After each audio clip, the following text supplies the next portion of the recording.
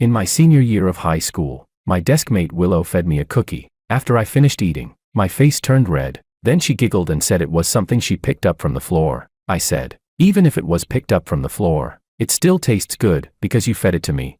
The golden sunset spilled into the classroom, and I saw her face turn red too. That was me who hid it. Willow, the classic rich girl, the kind whose family has so much money it could never be spent in a lifetime. And me, George, well, my family's okay, I guess. Thanks to my dad, who clung to her family's influence, we also counted as well off. But compared to the powerful Lou family, we were miles and miles apart. As for me and her, we were childhood friends who constantly quarreled. We couldn't stand each other, yet couldn't help missing one another when apart. Why did we end up as a pair of bickering childhood friends?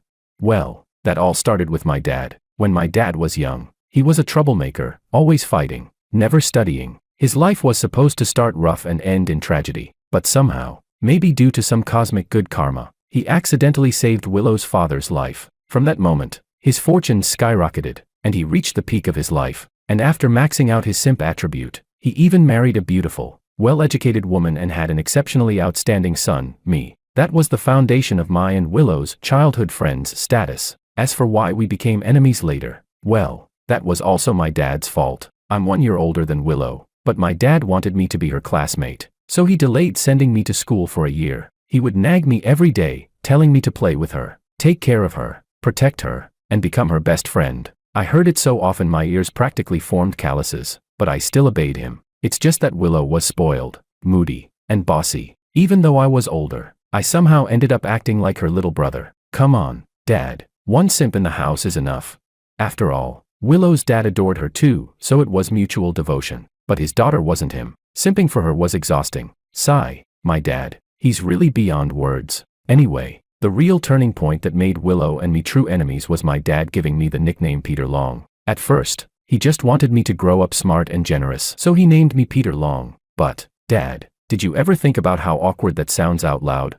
Having that nickname was bad enough, but in 5th grade, during a school health check, the nurse, encouraged by one of my classmates, shouted across the room, "Peter Long, is Peter Long here?"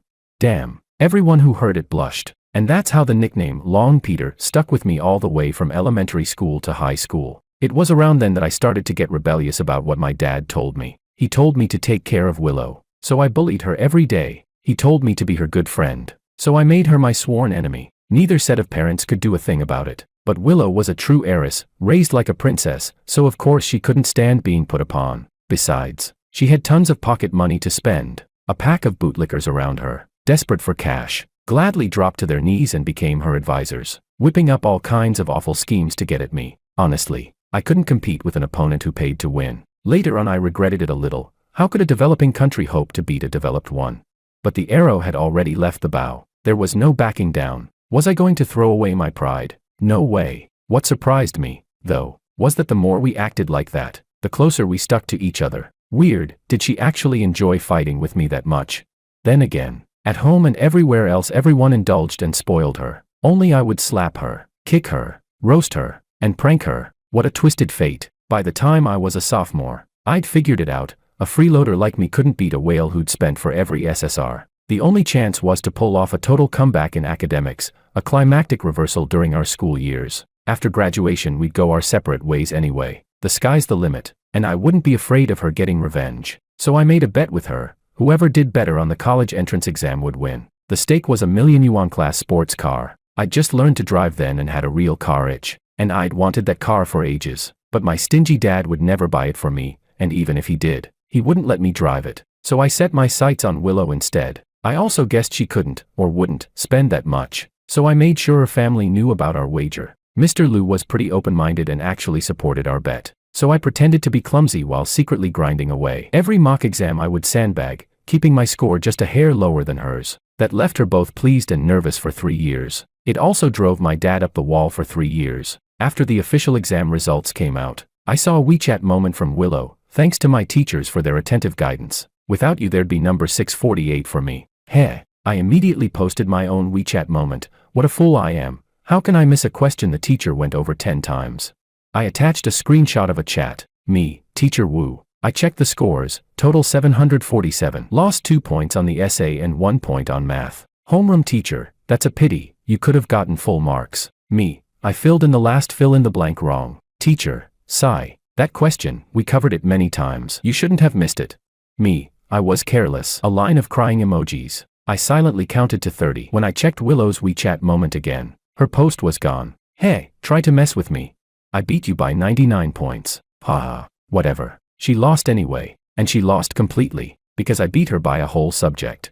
The mayor himself came to our house to personally deliver a banner that read, "Top scorer in the National College Entrance Exam." While she was crying her eyes out, I was happily heading off to register for my driver's license test, just thinking about the day I'd arrive at university, driving a million-yuan sports car, cruising past the crowd of new students without a puff of exhaust. It thrilled me to no end. After I got my license, Mr. Liu actually gifted me a Lamborghini Aventador worth tens of millions. Damn, that car alone was worth more than my family's entire net worth. Mr. Liu was loaded. My dad had once saved his life, and since my dad was also a simp, Mr. Liu liked him a lot. Our two families were very close. I called his parents my godparents, and Willow called my parents hers. Every festival, every big family gathering, our families always sat at the same table. So as a godfather, when he gave me an Aventador, I didn't feel any guilt at all. After a long wait, my Aventador finally arrived after nearly a month of shipping. That day, I was ecstatic, driving it one-handed, taking Willow for a spin and snapping photos everywhere. Willow had been sulking for 2 months,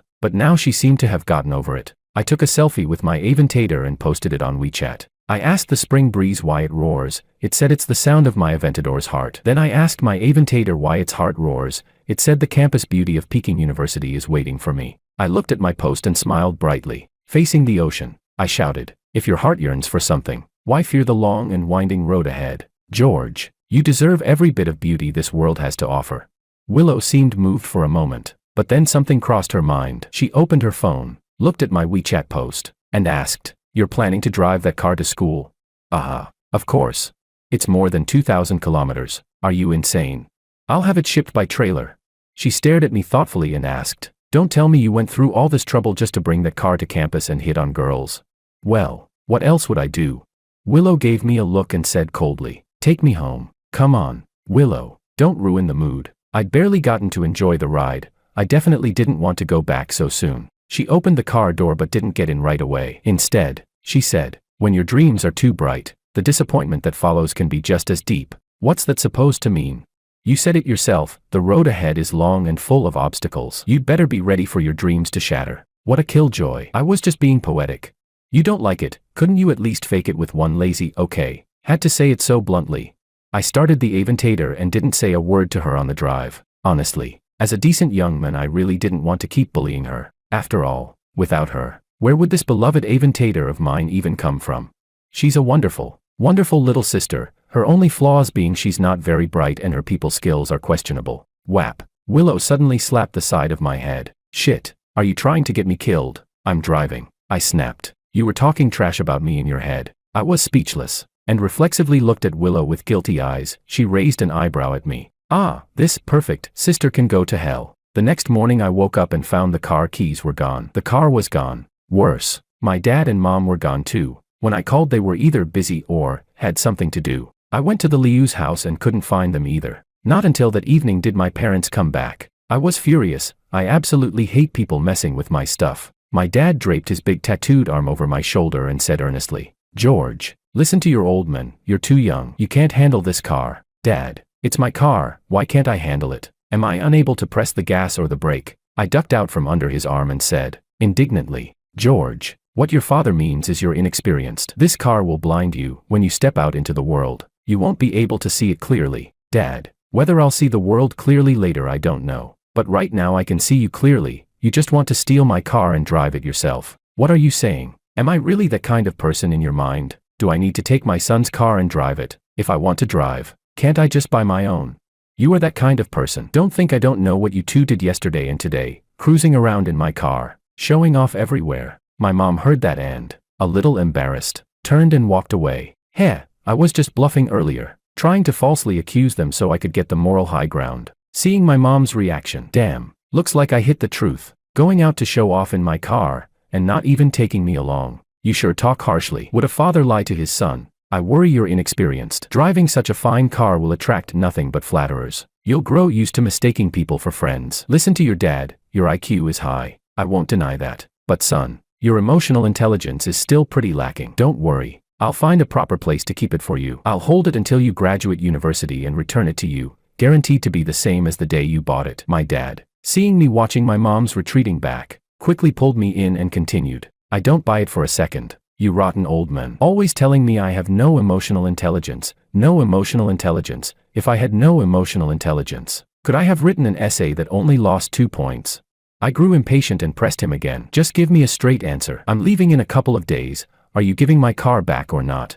No, absolutely not. The experts said you're too young. You can't handle this car. If you take it to college with no family around, people with bad intentions will flock to you. What if you get robbed or kidnapped? This car is a disaster waiting to happen for someone like you. My dad shook his head firmly. Dad, are you kidding me? Since when does a guy who used to be a street thug start listening to experts? What do you mean? Your father is now the vice president of the Calligraphy Association and a committee member of the Musical Theater Society. I'm a proper man of culture now. Don't bring up the past. A hero's worth isn't defined by his origins. Got it? And besides, Willow brought in a famous education expert from TV. He clearly said boys should be raised tough, so no car for you. Also, Willow will transfer you 1,000 yuan a month for living expenses. If that's not enough, don't come to me, go ask Willow. Damn it. Now I got it. When she said, the road ahead is long and full of obstacles, 2 days ago, she was talking about herself.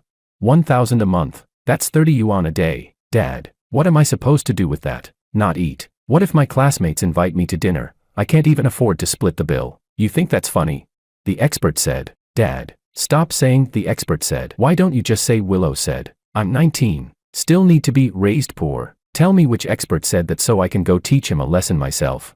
I couldn't understand why Willow always had to pour cold water on me whenever I was happiest. I'd even sworn I wouldn't bully her anymore. Fine. I'll add another 500. I'll talk to Willow. But if you spend more than that, go ask her. The money's with her anyway. Her school's only about 3 kilometers from yours. Not far. As long as it's a reasonable expense, she'll give it to you. Okay. Lapdog, I muttered, storming off. Willow, just you wait. Setting me up like this. Not letting me take the car to college was a small thing. The real tragedy was that for the next 4 years, I'd have to ask her for money. Sigh. My dad was the Liu family's most loyal simp. Now that the Liu family's daughter had spoken, my dad would definitely carry it out to the letter. No point arguing. All that calligraphy and musical theater stuff, those were just things Mr. Liu liked. My dad was sucking up. Plain and simple. Though to be fair, he'd actually gotten pretty good at calligraphy. For a guy with only an elementary school education, his handwriting was shockingly elegant. Turns out being a simp takes commitment and perseverance. Not everyone's cut out for it. You little bastard. How dare you call your old man names? A whooshing sound cut through the air. A slipper flew right at me. I dodged and darted back into my room. So this is what passes for a cultured man's manners.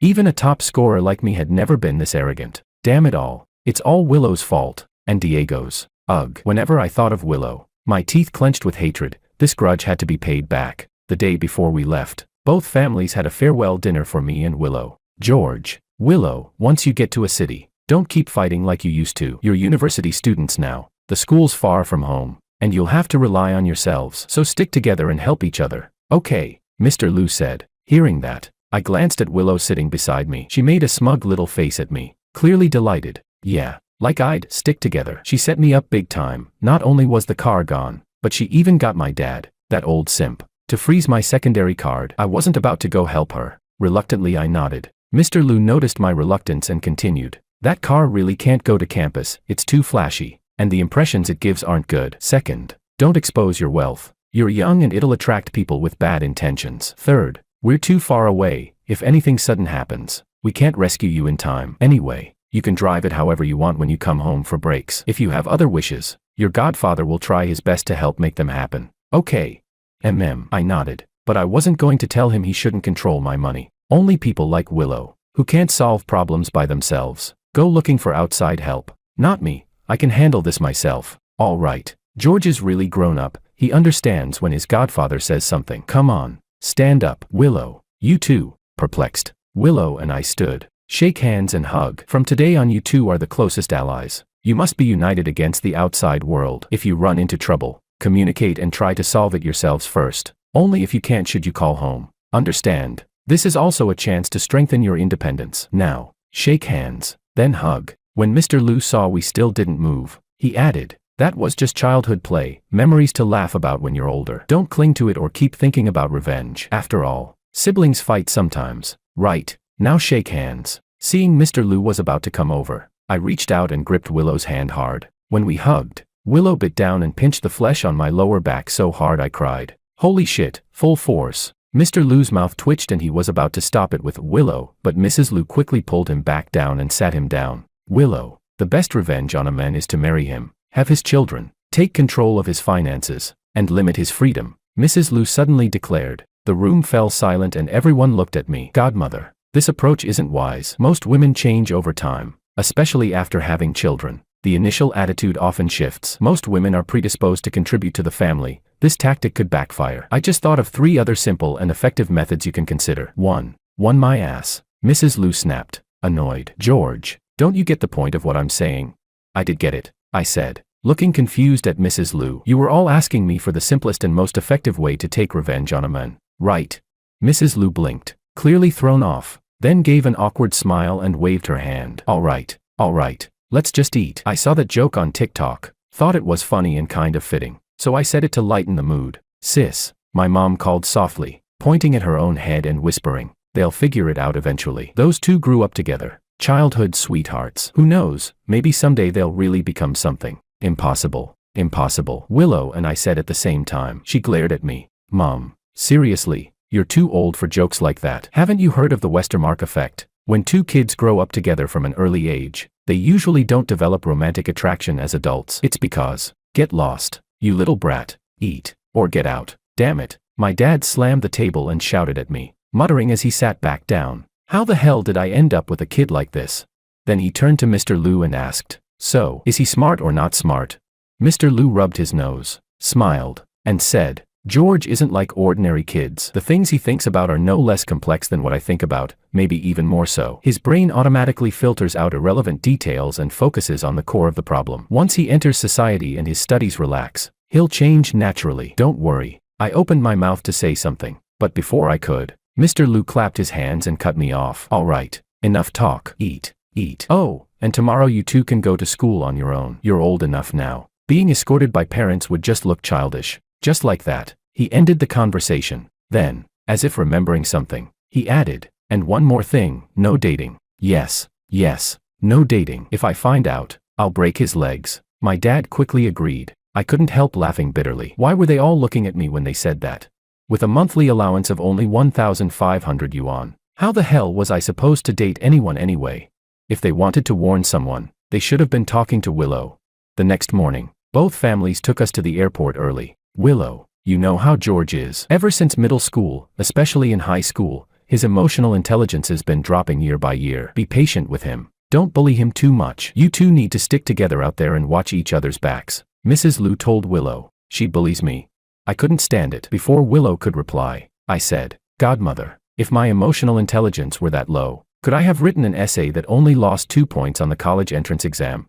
My dad smacked me on the head and pointed toward security. Move. Willow laughed so hard she nearly fell over. After I said my gloomy goodbyes to my parents, Willow and I passed security and went to the departure lounge. The lounge wasn't crowded, only about 10 people or so. I checked the time and, feeling stuffed with grievances, turned to Willow beside me and said, let's talk. I felt I'd been wrong too many times these past few days. I had to regain face from her. What's there to talk about? Even without an expert getting involved with your dad, they'd never let you take the car to campus. Willow stood up, arms folded, looking down at me with that superior air. She made me feel small. I stood up too. Fine about the car, I've accepted it. But what about my living allowance? Willow, aren't you going to explain?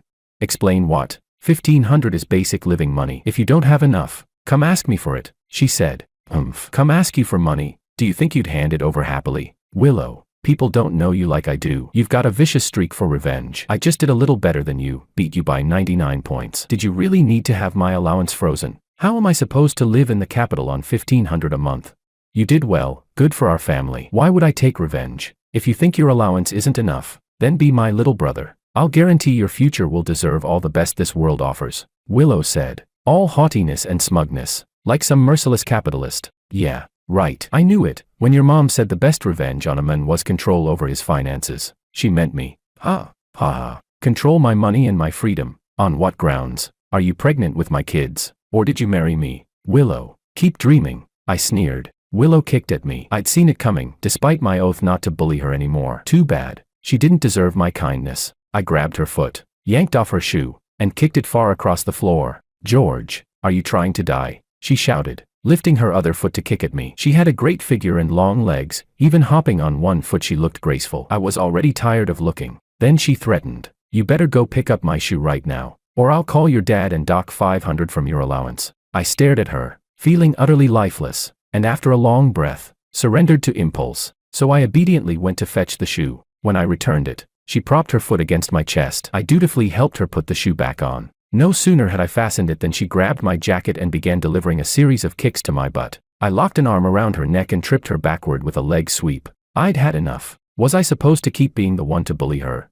The fight immediately escalated. She'd trained in dance and was very flexible. Years of tussling with me had made her a battle-tested scrapper. She arched her body, flipped onto me, and pinned me down. One arm locked around my throat while the other hand punched me hard. I wasn't helpless. I'd trained too, and in proper martial arts. I wasn't going to lie there and take it. We rolled on the floor and started fighting. No holds barred. More and more people gathered to watch. The commotion grew loud enough that the police showed up quickly. So annoying. We were taken by several police officers to have tea. In the duty room, I said we were a couple, university freshmen who just had a quarrel, then showed them our admission letters and other documents. We were questioned separately, but I wasn't worried at all that my lie would be exposed. Willow would definitely tell the same story as I did. After all, that's the kind of tacit understanding childhood sweethearts have, but that's all it is. Finally, they called us both in and began lecturing us earnestly. Of course, most of the lecture was aimed at me, because I'm the guy. I was already damn used to it. You see, you're a student from a top 985 university. Fighting with your girlfriend in public doesn't look good at all. According to the public security regulations, you could be detained for 5 days and end up with a record. What will you do when you look for a job later? When couples have issues, you should sit down and talk. You're both elite students. Do you really think fighting is the only way to solve a problem? The officer took a sip of water and continued. Young man, it's really low class to hit a woman, especially your own girlfriend. And your girlfriend's so pretty. Couldn't you just let her win? Look, you even slapped her. Such a beautiful face. And now it's all red. Aren't you afraid she'll leave you? Hearing that, I immediately wiped the corner of my mouth, guiding the officer's gaze to my own face. Hers was red, sure, but mine was swollen. The officer's mouth twitched when he saw me, and finally decided to call both our parents. Afraid we might start fighting again after leaving, I hurriedly held Willow in my arms, gently apologizing to her. She instantly acted like a delicate little bird, leaning against me, and together we staged a dramatic "Love Conquers All" scene right there. The officer shook his head and let us go. On the way out, Willow hooked her arm through mine and whispered in my ear, "Be my lackey. Base pay 2,000 yuan. Bonuses if you do well. Think about it. Ha! Armies can be defeated, but a man's will cannot be taken. I, George, would never drink from a thief's spring," I said with heroic righteousness. Be her lackey? Impossible. I was the top scorer in the national college entrance exam, not some shameless pushover. Well, your Willow sis, am not heartless. If you change your mind, you can contact me anytime. I do hope you can keep up that pride, she said, as if she could see right through me. When we arrived in City A, Willow suggested we first get a hotel room to drop off our luggage, grab lunch, buy whatever we needed in the afternoon, and report to the university tomorrow. I thought it was a great idea, but Willow refused to pay for my room, even though she was staying in a 5-star hotel. Sorry, but with my 1,500 yuan a month, I couldn't afford that. No way. In the end, she said it had been years since we last slept in the same bed, and she wanted to relive the old days. So she asked me to share a room with her. I reluctantly agreed, as long as I didn't have to pay. Anything was fine. What I didn't expect was that when she booked the room, she only got one big bed. I asked her why she booked a single bed. How were the two of us supposed to sleep like that?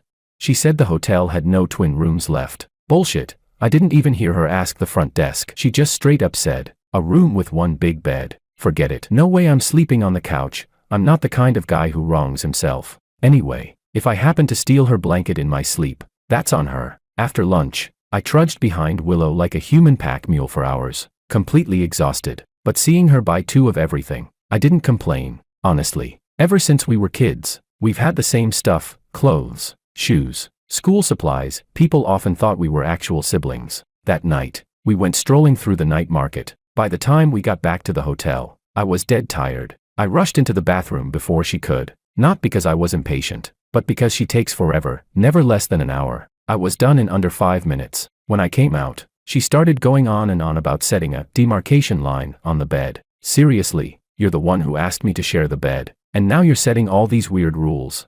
It made it seem like I was the one lusting after her body or something. I ignored her, turned the air conditioner to its lowest setting, dried my hair, crawled under the blanket, and fell asleep immediately. Half asleep, I heard the sound of a hair dryer, so I pulled the blanket over my head and drifted off again. Then I felt someone yank the blanket away, hit me a few times, and call me useless. In the middle of the night, I felt something heavy on top of me. When I grabbed my phone, it was only 5 a.m. and there was Willow, clinging to me like an octopus. I turned on the light and pushed her off. "What are you doing? Can't you be a little gentle?" Willow mumbled irritably. "You're the one who said not to cross the line. Look where you are now." "I was about to fall off the bed," I said, patting the edge of the mattress in frustration. Willow opened her eyes and stared at me. I actually felt a shiver run down my spine. After a long pause, she took a deep breath and sat up. "George, do you feel wronged?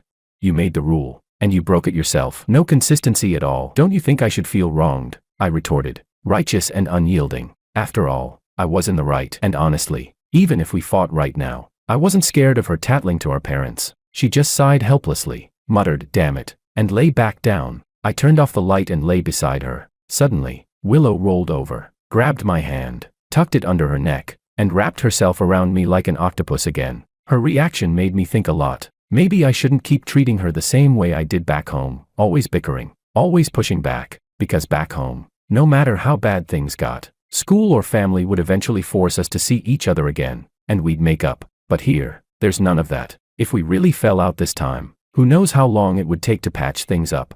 And that would make my life pretty damn miserable. 1,500 yuan a month, in the capital city.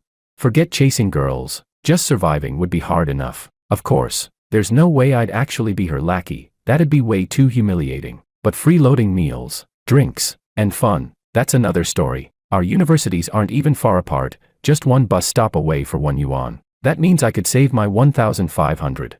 And if I manage to keep her happy, maybe she'll even give me some pocket money. That's way better for my pride than being her servant outright. Yeah, this rich baby, this golden sponsor, I had to keep her in a good mood. Sigh. I've truly become like my father. Who would have thought that the first thing I'd do in college would be figuring out how to please a sugar mommy? Pathetic. Really. This time, I didn't push her off. I just slept peacefully. The next morning, I left my things at the hotel, carried hers, and went with her to register at her university. Willow really was beautiful. I used to think the guys around her only liked her because of her family money, just a bunch of simps helping her go against me. But now, I didn't think that anymore. How did I realize it?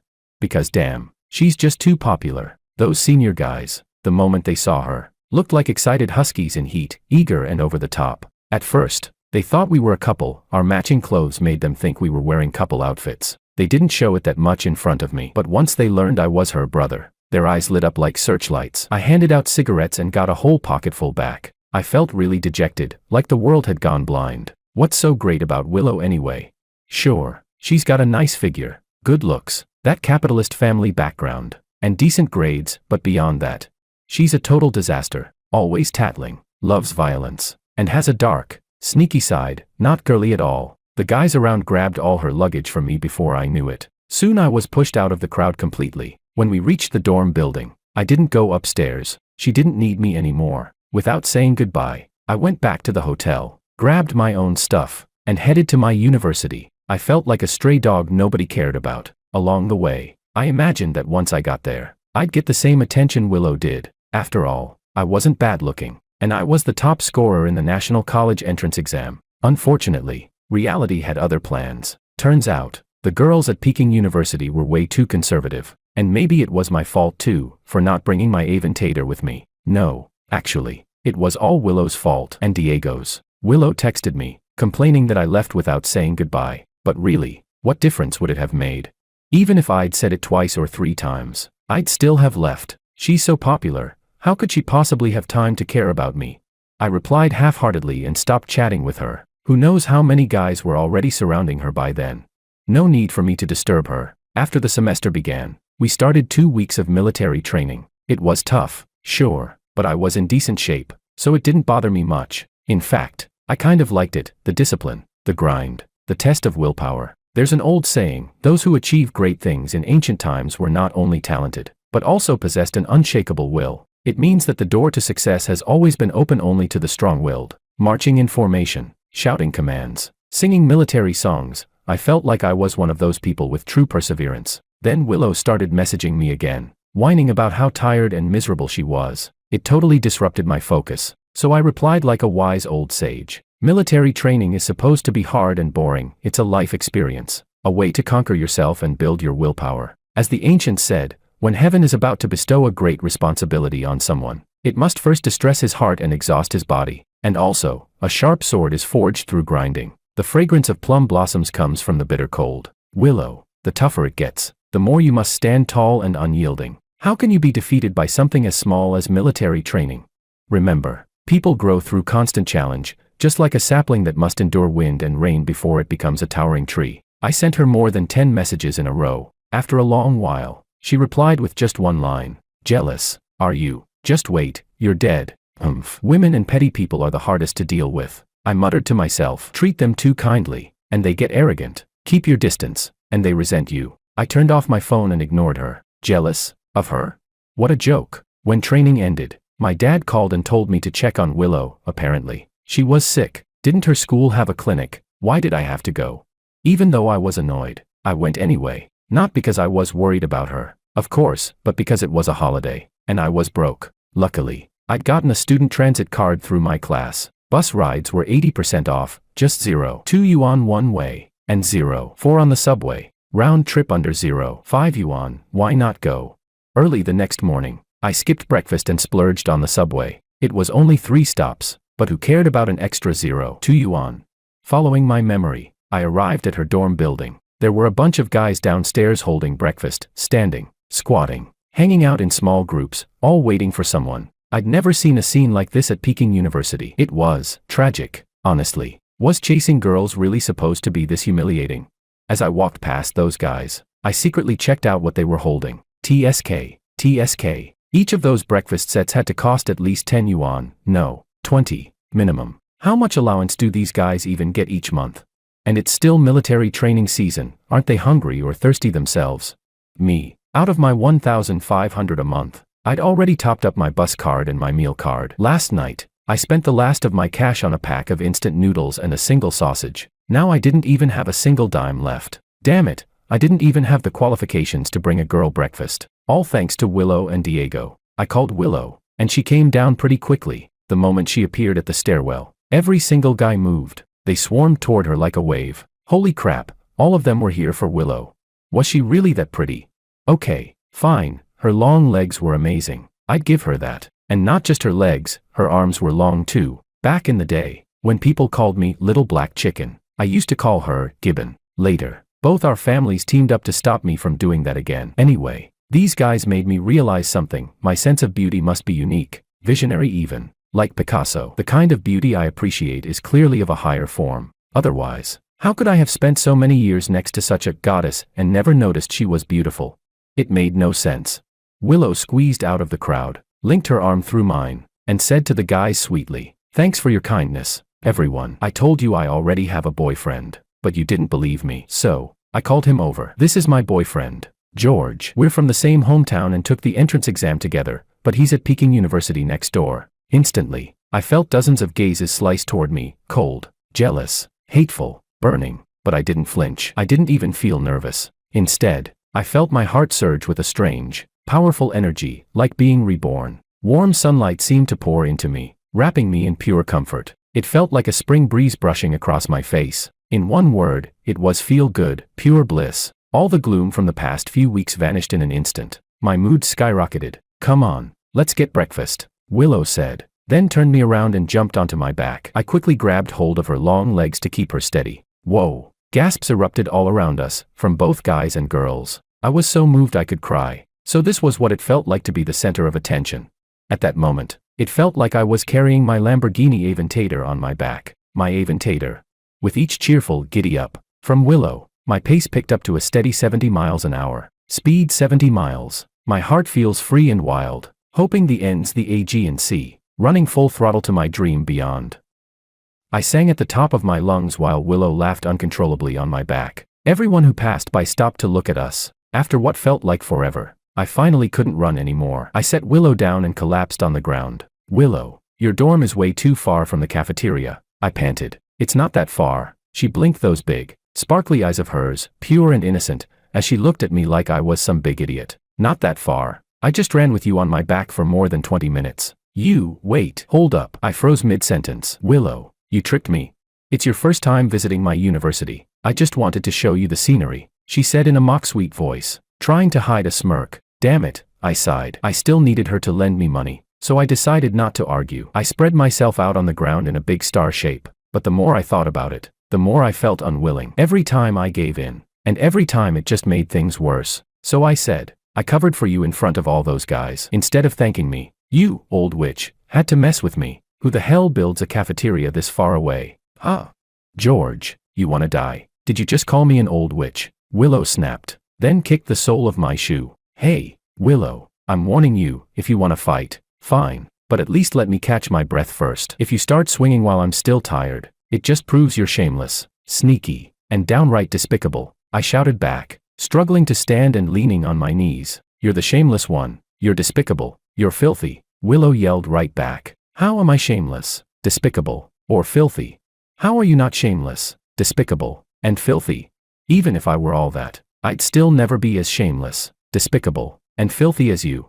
Willow's temper flared. She threw a flying kick at me. I wasn't about to back down, so I kicked back. Soon we were trading kicks like a pair of martial artists in a bad comedy sketch. People started gathering around, staring at us in disbelief. Just minutes ago, we'd been the picture of a romantic campus couple, a living love story in motion, and now we were brawling like gladiators by the artificial lake, the lovers' hotspot. Out of the corner of my eye, I saw people filming and gossiping. Instantly, we both froze. Without a word, we slung our arms over each other's shoulders like best buddies and walked off casually toward the cafeteria. We ate breakfast as fast as humanly possible, then bolted out of the campus hand in hand.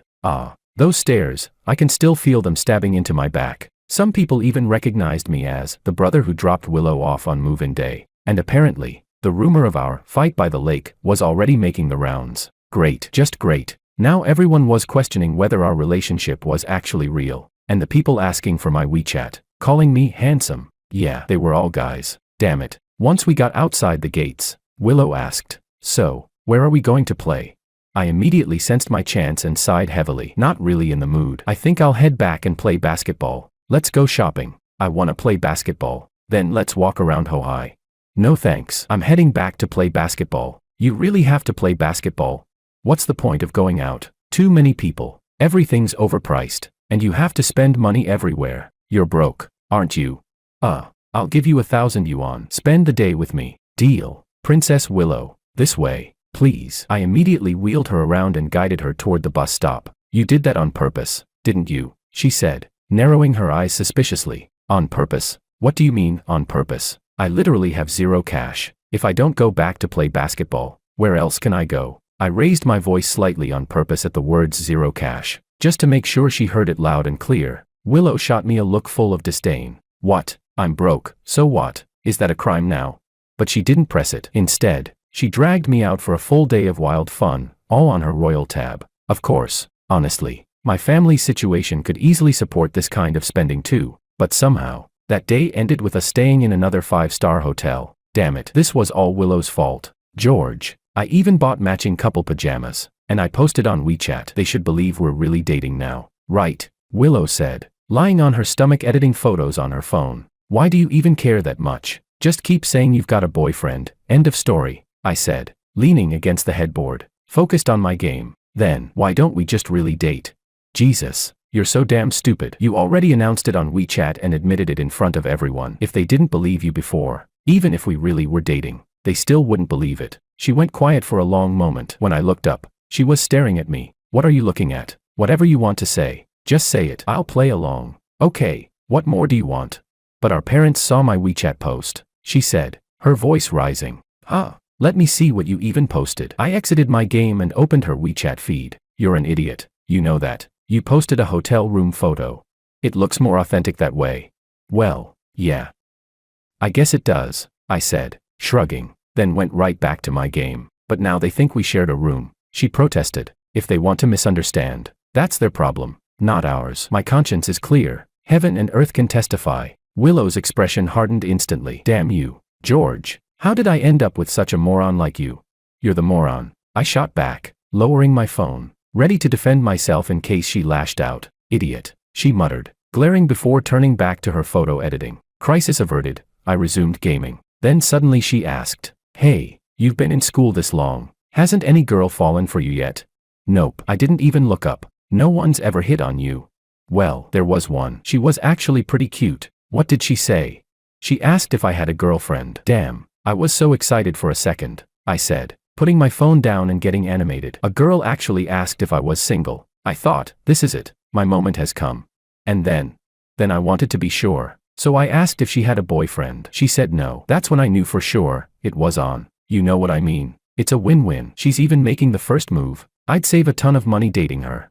So why didn't anything happen?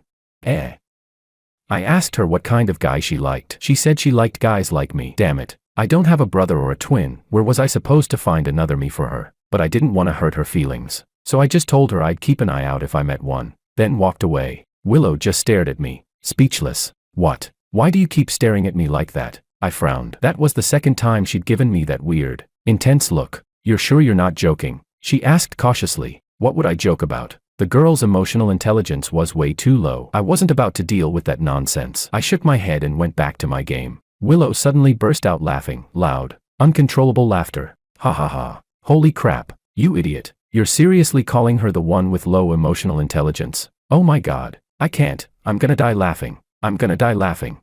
I turned my back to her and kept playing my game. Psycho. George, if you hadn't met me, your whole Wong family line would have died out. I swear. I'd even take your last name. I turned my head. Rule number 1, you don't drag parents or ancestors into insults. And no cursing people either. That's basic decency. Fine.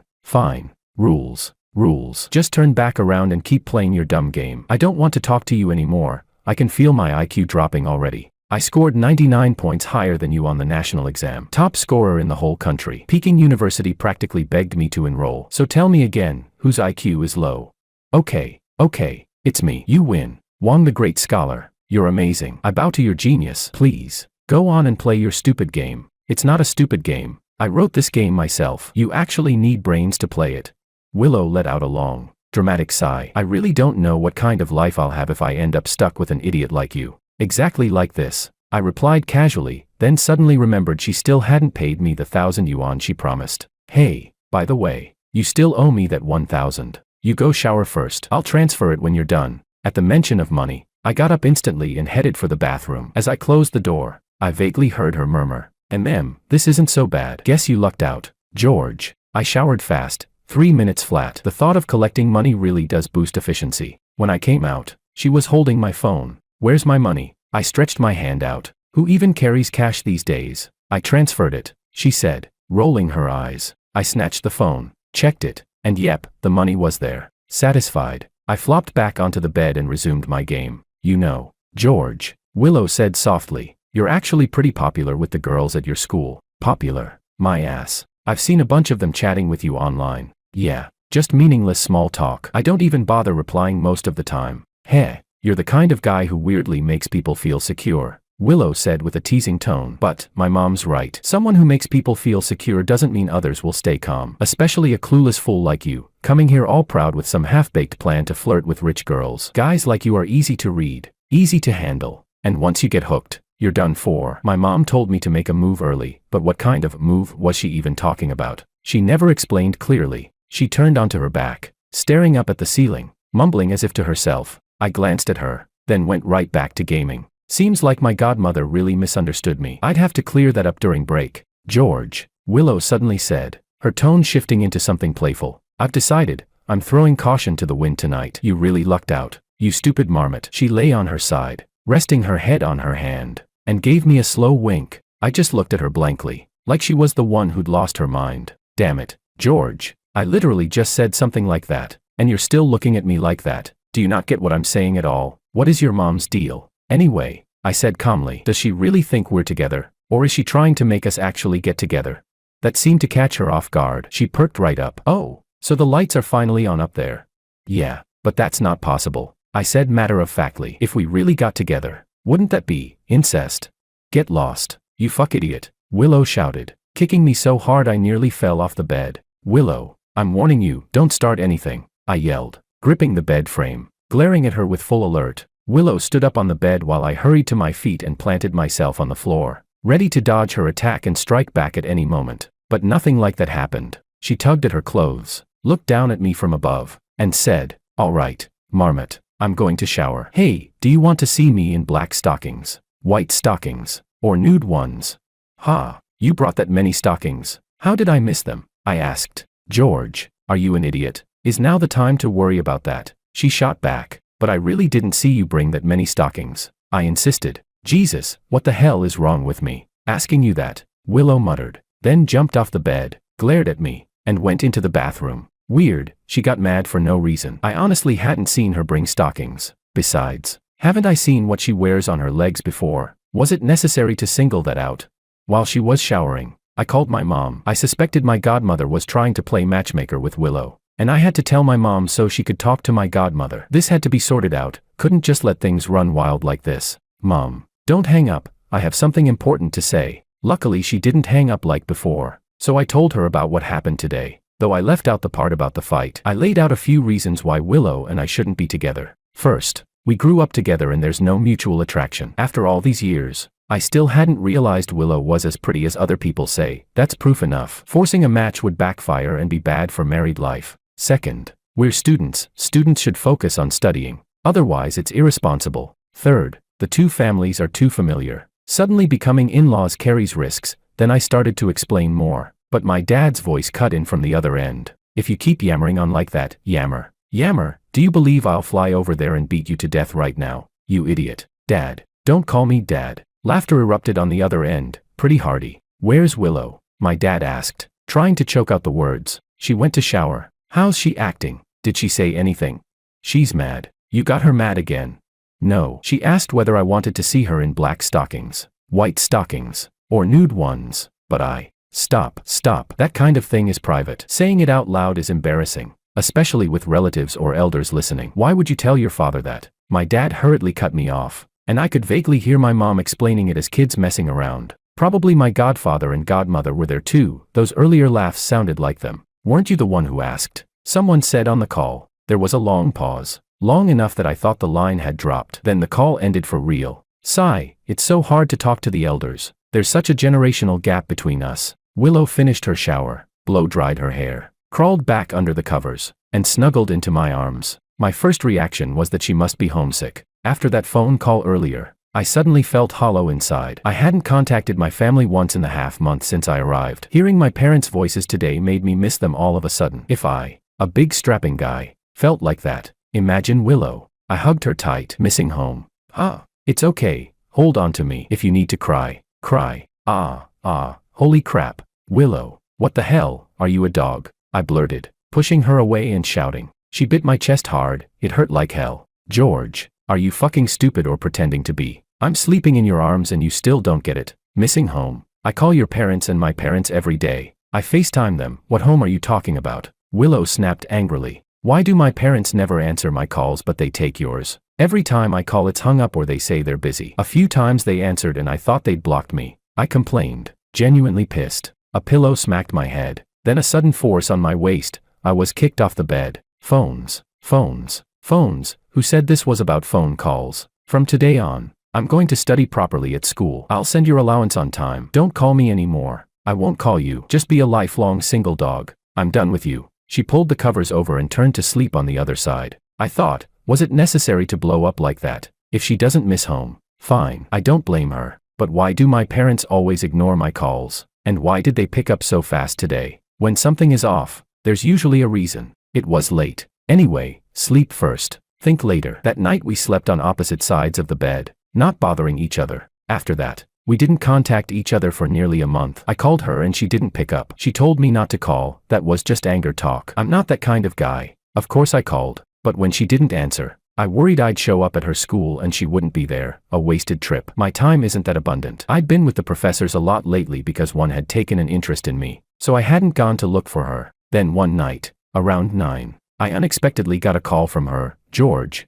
come save me. Someone's harassing me at the Rose Bar." I ran like crazy. She wasn't far, at most 2 kilometers. I sprinted from my dorm and got there in under 5 minutes. I arrived just in time to see Willow and 3 other girls bolting out of the bar. A dozen guys trailing behind, calling after them or pretending to chase, trying to scare them. Adrenaline shot through me. I launched a flying kick at the guy at the very front. A brawl broke out. I'd trained, but I couldn't match their numbers. Worse, some of them went back into the bar and came out with iron pipes. Now it was serious. The other side had weapons. Willow saw I couldn't hold them off and took a steel pipe from me. She fell down from the blow. Holy shit. I wanted to kill someone. I grabbed the pipe with everything I had and turned into Wuzilong, swinging it until at least one of them was badly wounded and several more were knocked out. When the police arrived, I tried to shoulder Willow and run for the hospital, but the cops stopped me. I handed over my student ID, transit card, phone, everything I had on me. The hospital wasn't far, less than a kilometer away. At the hospital, after Willow was put on a stretcher, the world suddenly went dark for me. My vision blurred, my limbs went weak, and I just collapsed to the floor with a thud. Only then did the doctors realize it was I who was hurt. After the police verified my identity, I never expected the whole thing would blow up publicly. There were police stationed outside my ward around the clock. School leaders, government officials, and student representatives came by in shifts to visit. TV crews kept coming in waves, who knows how many. After all, I was the national Gaokao top scorer. That carries serious weight. On top of that, I'd only been enrolled for a few days when I was selected to join a team where nearly half the members were mentors and professors. You can imagine how much the university cared. Videos of me sprinting 100 meters with Willow on my back, Willow taking a steel pipe for me bleeding and running desperately while carrying her, and then collapsing at the hospital. All of it went viral. Netizens cried seeing it. The praise poured in. College students everywhere treated us like saints of undying love. The official outcome comforted me too. Peking University's top administrators publicly intervened.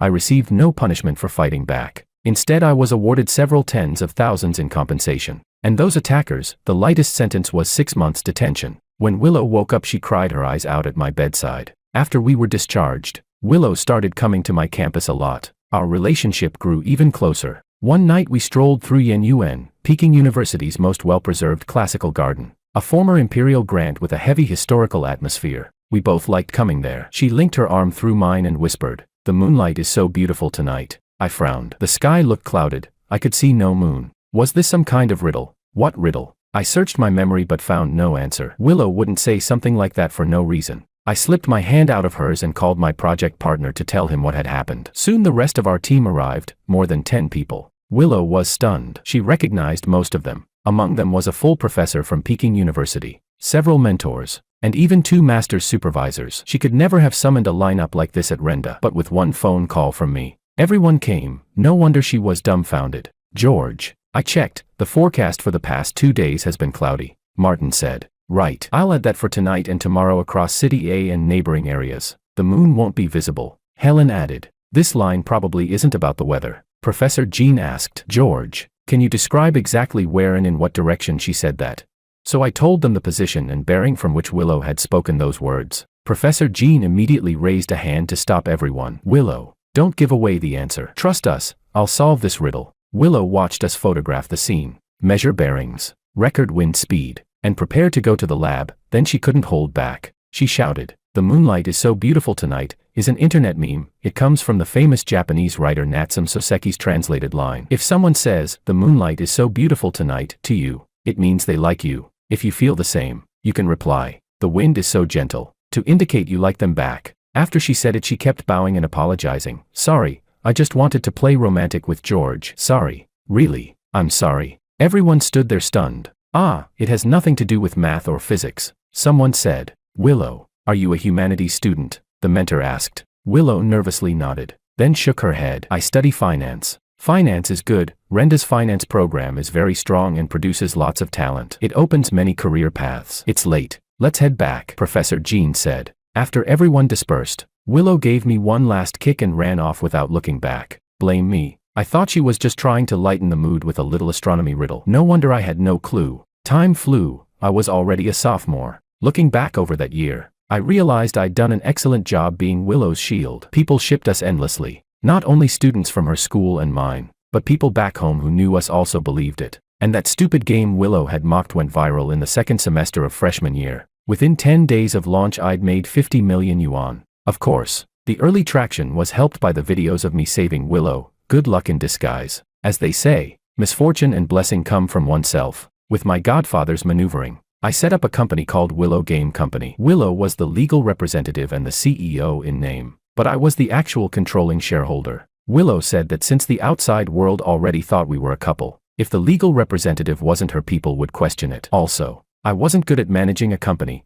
Having her run it made everything look more legitimate. She worried about another harassment incident happening again, and worried I wouldn't have the energy to run things. It made sense. So the company name and the legal paperwork were in her name. Before the heat died down, I released several more small games I'd written. They also blew up. The company's valuation surpassed 20 billion yuan. Dad said my net worth had become several times that of my godfather. It was utterly unexpected. I really just wrote a game because the market's casual games were idiotic and boring. I wanted something fun. Didn't expect it to go viral. In the hotel, Willow played my game and exclaimed, "Damn, my dad was right. The world of geniuses like you is something we mere mortals will never understand. George, you're insane, absolutely insane. Every move you make is a royal flush." Then she looked up and pouted. "Please forgive me for always treating you like a dumb marmot." "Okay, Anne, fine. This isn't a stupid game." I rolled my eyes. Willow's emotional intelligence really wasn't high. Then her face changed instantly. She glared at me. "Stop bad-mouthing me in your head.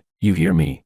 Holy crap. I immediately looked down at my phone, pretending to focus. "Did you really just make this game out of boredom?" she asked again. "You've seen it yourself," I replied. "Every time we stay at a hotel, I play around with the game a bit. If something feels off, I tweak the code." We often rented rooms at this 5-star hotel on weekends, not because of romance, but to make others believe we were a real couple. "You coded it on your phone?" "Not entirely, but mostly. It's simple stuff." "Want me to teach you?" No thanks." "When did you even learn to make games?" "After the college entrance exams. That time I was waiting for my aventator. I was bored, so I found an online tutorial and just started experimenting." "You're insane," she said, half admiring, half annoyed. "No wonder whenever you're with me, you're glued to your phone. I thought you were just addicted to games, didn't realize you were making one." "George, I'll never call you a marmot again." Suddenly Willow frowned, pressing her temples. "Wait, no, something's off." She looked at me. "Damn it, George, do you find it boring to be with me?" "No, of course not. It's just I have games to play, you know."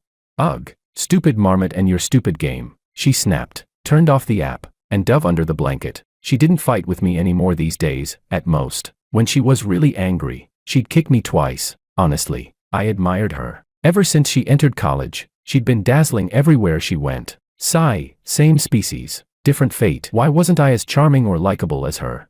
I looked at my reflection in the mirror, sinking into self-doubt. By now, I was one of the most famous people on campus, student council president, national student union chairman, impressive titles. But still, not a single girl had confessed to me. Not one love letter. Sure, on paper I had a girlfriend, but if anyone truly liked me, wouldn't they still take a chance? It's not like I'm married. "George, what are you planning to do in the future?" Willow suddenly poked her head out from under the blanket. "I want to use these university years to make something big happen," I said seriously after thinking for a while. "Ugh, get lost." She pulled the blanket back over her head. This woman, always mad for no reason. But I was serious. I really wanted to achieve something. This university had the best labs in the country. Once I left, I'd never get this chance again. And I could tell, Willow had feelings for me. She hid it well, but I could see it. I didn't call her out. Her emotional intelligence was low, and saying it would only embarrass her. Still, I never expected that someone as radiant as her could like someone as ordinary as me. My family supported us too, all of them. So I figured, if I didn't accomplish something, I really wouldn't be worthy of her. After all, she was the bright moon, and I, just a speck of dust beneath its light. At the end of the first semester of my 4th year, after a full year of isolated research, we finally managed to develop the new type of chip that was the centerpiece of our project. This project had chosen me at the beginning of my freshman year. It was extremely high level, and not just anyone, not even many Gaokao champions, could get in. Eventually, I even became one of the project leaders. The chip could process ultra-fast data and wireless communication signals simultaneously, with extremely low power consumption and bandwidth. In the military field, it represented a major breakthrough in radio signal decoding, radar target tracking, and high-speed digital data processing. We also developed another complementary chip for high-speed, high-precision, wide dynamic range visual information acquisition, which marked a new leap for computer vision and artificial intelligence. Combined, These two chips advanced our military systems by at least a generation. While in the civil sphere they brought more efficient and accessible services, my team and I became famous both at home and abroad. And me, to top it all off, before even graduating, I was already receiving invitations to visit well-known tech companies, both national and international. Something truly outstanding. The day I was finally allowed to leave isolation, Willow arrived early at the university to wait for me. After more than a year without seeing her, my heart skipped a beat when we met again. She had changed so much, I couldn't quite put it into words. But she now seemed like a fully grown woman. Her face was so delicate that it left me stunned. It was at that moment I truly realized how beautiful Willow was. For more than a year, I had been locked away. Not only had I not seen her, I hadn't even been able to see my own parents. All external communication was through a landline. Our project was top secret. And during the critical phase we didn't leave the lab to avoid leaks. Armed guards were stationed 24/7. Even the university president needed signed authorization to enter. She looked at me in astonishment. I regained my composure and said, "It's been a long time." Suddenly, she started crying for no apparent reason. The scene made me feel as if I had just been released from prison. She threw herself into my arms and hugged me. I felt a bit disoriented. We had hugged many times before, but this time something inside me stirred. She cried until her throat went raw, and in a slip as she hugged me, she lost her balance and fell to the ground. When she looked up, her expression turned pitiful. Then, lowering her gaze, her face twisted with anger. "Damn it, George, are your hands in your pockets?" she scolded, wiping away her tears. "Ah." I hurriedly pulled my hand out. "And why'd you take it out? Aren't you cold?" she teased sarcastically. "A little," I said, putting my hand back in my pocket. "What are you doing, you silly marmot?" Putting it back again. The look in her eyes told me she was ready to kill me. I immediately pulled my hand out again. "Don't you see I'm still on the ground?" I bent down to help her up. "If you wanted me to help you, just say so." Going around in circles like that only leaves everyone confused. After more than a year, at first I thought she might have changed, but in the end she hadn't. Having little emotional intelligence is one thing, but on top of that she never says what she really means. Who has the patience to keep guessing all the time? How do they put it on the internet? She goes crazy. I helped her to her feet and the moment I touched her she kicked me and jabbed a finger at me. "You're criticizing me again on the inside, aren't you? God damn it, where am I failing?" Then she grabbed my collar and looked me over. "How long has it been since you showered?" "Not long, not long. You smell from the inside out, and the collar of your jacket is filthy." "Not long. Your hair's a mess. You don't even shave." "How is that not long? Are the others like this too?" "More or less. We didn't go out. The lab's air conditioning runs 24/7. I don't feel like we sweat much, so I don't bother fixing myself up." "My God," Willow said, grabbing me and pulling me along. In the parking lot I saw my aventator.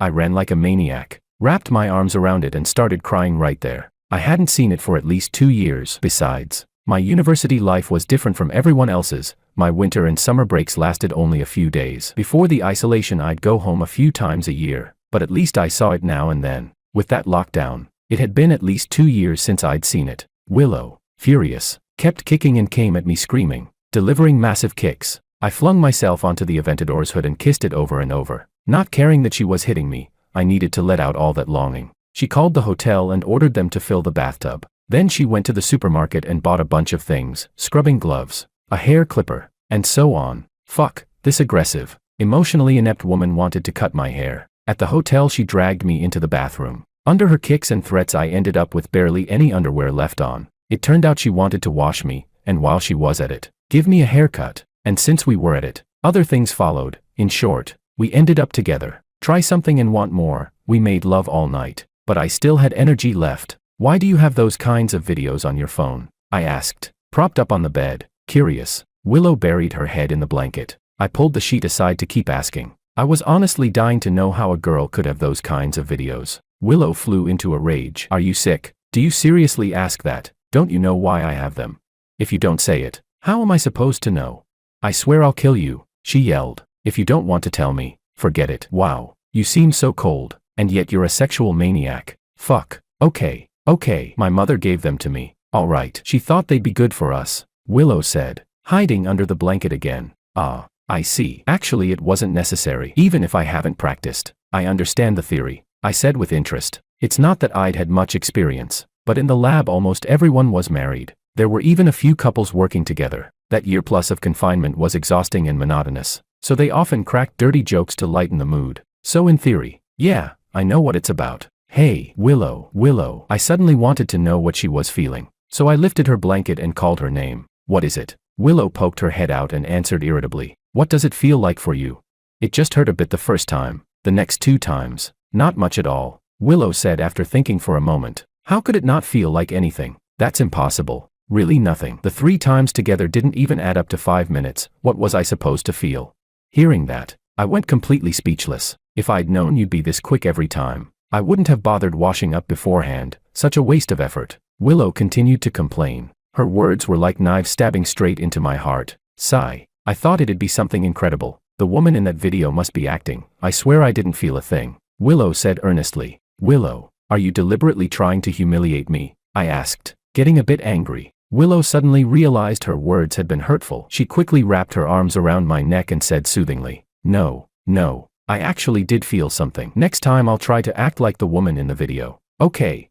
Damn it. And you say you're not deliberately humiliating me? I ducked out of her embrace. Hey, aren't you being unreasonable? This was my first time too. I've got no experience. I don't even know what kind of words are right to say, or how I'm supposed to act. Anyway, I promise you, next time, whether I feel something or not, I'll make sure to act just like that woman in the video. Happy now? I don't want that. I want you to express your real, heartfelt feelings, but I didn't feel anything. Damn it. Willow, are you trying to drive me insane? George, I honestly don't get you. I didn't feel anything, and you're still asking me to express my heartfelt feelings. But if I didn't feel anything, how am I supposed to express it? I said I'd copy the woman from the video, but you won't let me. So what do you want me to do? I buried my head in the pillow, wanting to cry but having no tears left, and she was still lying on my back, hugging me and saying things that trampled a man's pride into the ground, then acted like I was being dramatic about it. My family always said I lacked emotional intelligence, but honestly, the one with the least emotional intelligence is Willow. When it was time to check out of the hotel, the 4 parents came to pick us up. The moment they entered, all 4 parents looked straight at Willow. Her face instantly flushed red to the base of her neck, but she still gave a subtle nod. Damn, someone as tough as her could actually get shy. Then they finally turned their eyes to me, full of concern and praise, and the whole scene turned into quite a lively affair. After lunch, they took me to my company. Holy shit, the whole building was my gaming company. Was I really that awesome? My godfather asked the tech department to bring over a game currently in development for me to see. After watching the demo, my dad said, this game feels okay at first, but after that there's really no feeling at all. The skins have no feeling. The skill effects have no feeling either. Hearing that, I almost dropped the tablet right onto the table. Yeah, I tried it out myself, didn't feel much either. My godfather chimed in. Well, I think it's okay. There's some feeling, just a little, but I don't know much about games, so I won't comment further. My godmother added, what do you mean no feeling? The people from the tech department are right here. You just keep saying no feeling. No feeling. Don't you know that starlight never fails those who keep walking, and time never disappoints the devoted? Do you realize how hard they've worked day and night developing this game? I interrupted angrily. That endless repetition of the words no feeling really hit my sore spot. Everyone stared at me, stunned. I swiped a few times on the tablet and said again, how is there no feeling? Where's the lack of feeling? I think it's great, it feels amazing to me. Then I tossed the tablet onto the table. This is what I truly love and pursue from the bottom of my heart. Even if I died 9 times over, I would never regret it. As long as they're chasing their dream, they shouldn't be humiliated by anyone.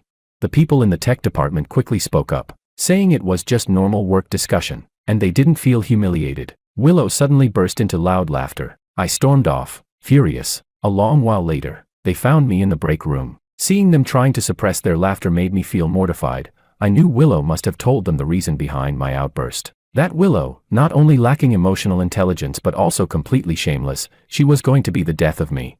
It took all 5 of them taking turns to coax me before I finally agreed to go home with them. Yes, they had bought me a villa in City A. Both families were even gradually relocating their companies there. When we got to the new house, my dad walked in and said, look at this little bridge, the flowing water, that pavilion, feels good, doesn't it? Feels good, really good. The other 3 adults echoed in unison. Ah, Willow screamed and ran straight into the villa. I was left standing outside, windblown and bewildered. In the days that followed, I consulted a professor of medicine from Peking University and found out that my too fast issue was caused by psychological tension. With time and familiarity, he said, it would improve. So, whenever I had free time, I went to discuss the way with Willow. Didn't she say the path was long and difficult? Then I had to make sure she attained enlightenment. Didn't she say she didn't feel anything? Then I wouldn't stop until she begged for mercy. Anyway, we don't fight anymore, now we just argue with reason. Later on, Willow and I picked an auspicious day and went to register our marriage. On the day of our graduation, we held a grand wedding ceremony, truly spectacular. Not only did executives from major domestic and international corporations come personally to congratulate us, but even representatives from the government attended. After graduation, Willow decided not to continue her studies. Instead, she devoted herself fully to managing the company. As for me, of course, I stayed at Peking University to continue my studies and research. The following year, we had our first baby, and since I also had the nickname Diligent, before long, Willow was pregnant again. 2 kids in 3 years, basic operation, nothing to brag about. As for my aventator, I sealed it carefully with a thick layer of resin for preservation.